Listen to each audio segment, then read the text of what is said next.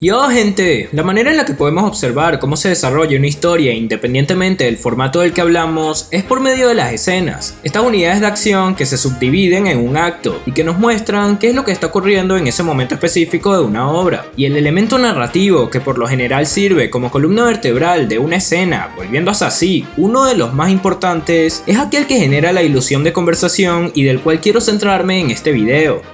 Ok, hablaré de los diálogos, específicamente acerca de cómo hacer un buen diálogo para las escenas que forman una historia, pero antes de empezar, quiero acotar que esto es solo mi opinión y trataré de argumentar cada cosa que mencione. Habiendo aclarado, empecemos. Yo.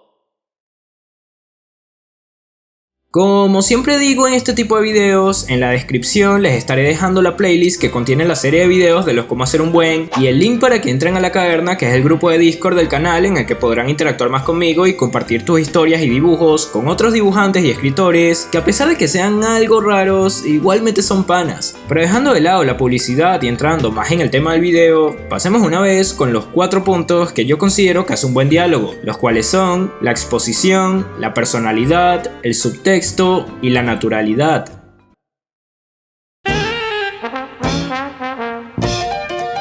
El consejo que siempre veremos por excelencia a la hora de crear un diálogo entre personajes casi siempre tendrá que ver con la información útil que ésta pueda ofrecer a la audiencia. Este es el propósito principal que tiene un diálogo, y también es de los principales puntos en donde se pueden ver los errores más comunes cuando este es el único medio que se usa para llevar hacia un sitio la historia. Si bien es cierto que los diálogos tienen varias funciones y entre ellas el hacer que ocurran nuevas cosas después de su uso, también lo es el hecho de que no es necesario abusar de este y llegar al infame infodumping, término usado cuando se nos ofrece mucha información y que se vierte de cualquier manera. No hay que contarlo todo. Aunque una de las funciones del diálogo sea informar, no hay que abusar. Tanto en la literatura como en la vida, vale más mostrar con hechos que con palabras. Por eso no debemos saturar al lector con información de más, ya que también se estaría restando intriga narrativa a un relato. Y por videos como la tensión que es capaz de generar la saga de Freezer, o el de cómo hacer un buen inicio, sabrán que el suspenso es uno de los factores más importantes dentro de la narrativa, al menos en la parte introductoria y parte del desarrollo. Esto se puede hilar con el hecho de que también es importante tomar en cuenta la creatividad de un escritor. La manera en la que nos narran una historia por medio de cómo se usan los diálogos también cuenta, ya que esto, a mi parecer, cambia de acuerdo al tipo y tono de historia que contenga estas piezas de información. A ver, la estructura del guión de The Shining es distinta a la de Soul en cuanto a línea editorial e intencional se refiere, por poner un ejemplo.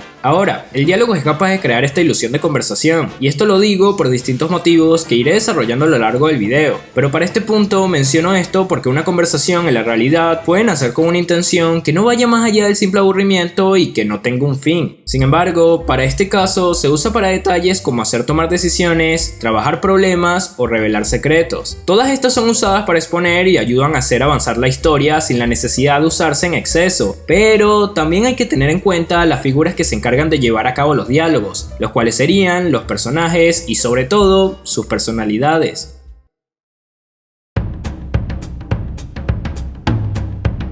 En las historias, la gran mayoría de los elementos que se nos han presentado son influenciados entre ellos y terminan generando una relación y evolución recíproca. Con esto me refiero a que, como dije en el video de cómo hacer un buen world building, el mensaje de la obra puede afectar al mundo para mejorar la coherencia de esta, por ejemplo, o el sistema de poder se ve directamente influenciado por el usuario y su desarrollo. Esto también aplica con las conversaciones y los personajes que lo generan, lo cual ocasiona que cada diálogo tenga una voz única, una personalidad característica que diferencia a cada figura más allá de sus diseños y arcos. Las oraciones que salen de la boca de un adulto Bruce Wayne es una voz que contrasta con las palabras que un adolescente Peter Parker tiene para decir dentro de su historia como muestra de lo que digo. Evidentemente, la manera de hablar no solo se ve limitada por la gran variedad de idiomas que hay, sino también por la variedad de poblaciones y por la manera en la que cada figura per se se expresa. Por eso es que, al igual que la exposición, también es importante tener en cuenta el factor moderación con el uso del argot que tenga cada personaje. Este es importante y puede nutrir mucho, pero el sobreuso puede cansar a la audiencia o incluso despistarla de la idea principal del diálogo. Por otro lado, y volviendo al punto inicial, la caracterización en una conversación dentro de una obra no solo sirve para darle mayor coherencia a esta, sino para demostrar qué tan bien construido está un personaje y qué tanto lo conoce su autor. ¿Quiénes son? ¿En qué creen? ¿Y qué quieren? Estas son preguntas que no solo sirven para desarrollar una figura, sino también para saber cómo es que este personaje en específico manejaría un diálogo sin que éste pierda su esencia. Que hayan distintas voces es lo que puede formar uno de los mayores catalizadores de los diálogos, que sería el conflicto. Los mejores diálogos son entregados cuando dos fuerzas opuestas están chocando entre ellas, cosa que en consecuencia crea tensión, y que sería bastante difícil crear teniendo personalidades similares formando una conversación. Sin embargo, una conversación en la narrativa suele ir un poco más allá y también suele tornarse complicada más allá de las simples palabras que hayan por mostrar. Esto se debe a que en varias ocasiones las personas no siempre dicen lo que piensan, cosa por la que hay que fijarnos también en lo que no está dicho,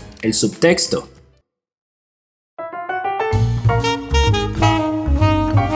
El subtexto vendría a ser esa capa de detalle dentro de una obra que no se expresa por los personajes, pero que está implícito y puede ser comprensible para el público a través del desarrollo de la misma. Es el contenido por debajo del diálogo y es lo que en parte hace que una obra no se vuelva redundante con respecto a la información que ofrece. En el caso de las palabras, el subtexto es lo que el personaje realmente está diciendo, la intención genuina. Por esa razón, a la hora de poner en uso el subtexto, no solo importa la caracterización de los personajes que estén presentes, sino también el contexto preciso en el que se está llevando a cabo este intercambio de frases. Tener presente el ambiente, el lugar, la hora, la situación general por la que cada personaje está pasando es importante para saber cómo es más probable que estos se comporten y las cosas que dirán. Cuando Zuko le pide consejos a su tío, pero este le da la espalda, a primera vista podemos pensar que él está molesto. Sin embargo, su expresión final nos demuestra que más que ira, solo hay tristeza por lo que ocurrió recientemente entre ellos. En Alerta Roja también podemos ver un poco de este subtexto cuando Nolan intenta no verse afectado en el momento que le hablan de su padre y trata de esconder todo con frases burlonas. Una de las funciones de un diálogo es la de hacernos conocer y saber cómo se sienten los personajes en ese momento, y como la idea es hacerlo de la manera más orgánica posible, pues hay que tener en cuenta lo que dije hace un momento. Las personas no siempre dicen lo que piensan.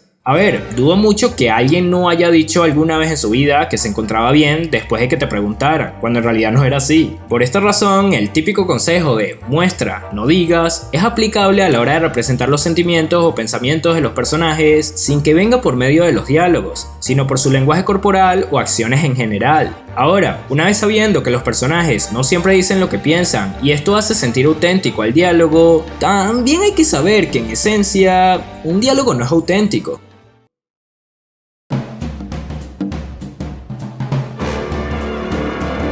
Un diálogo no es una conversación de la vida real. Al igual que una animación 2D no es un movimiento, sino la ilusión de este, el diálogo, como mencioné varias veces durante este video, es una ilusión de una conversación real. Igual tampoco es que sea tan difícil darse cuenta de esto, ya que mientras en una charla casual, por lo general, tendemos a extendernos más de lo normal, un diálogo siempre tiene que buscar de ser lo más escueto y concreto posible para que funcione de mejor manera. Razón por la que uno de los mayores consejos que conseguirás es en el fijarse en la mayor cantidad posible de decir algo de maneras distintas hasta encontrar la más corta y mejor en general. Un diálogo no tiene por qué ser realista, sino inmersivo. Con tal se sienta natural con respecto al personaje de quien está saliendo, va a sentirse real así no lo sea. La autenticidad de un diálogo es aquella que permite que aunque una línea de diálogo no sea verosímil si se analiza a detalle, haga que por todo lo que tiene la historia, incluyendo el mismo personaje, se sienta real. En la vida real las conversaciones son más aburridas, en las películas no lo suelen ser si tienen buenos diálogos, pero nadie se queja de lo poco real que pueda ser.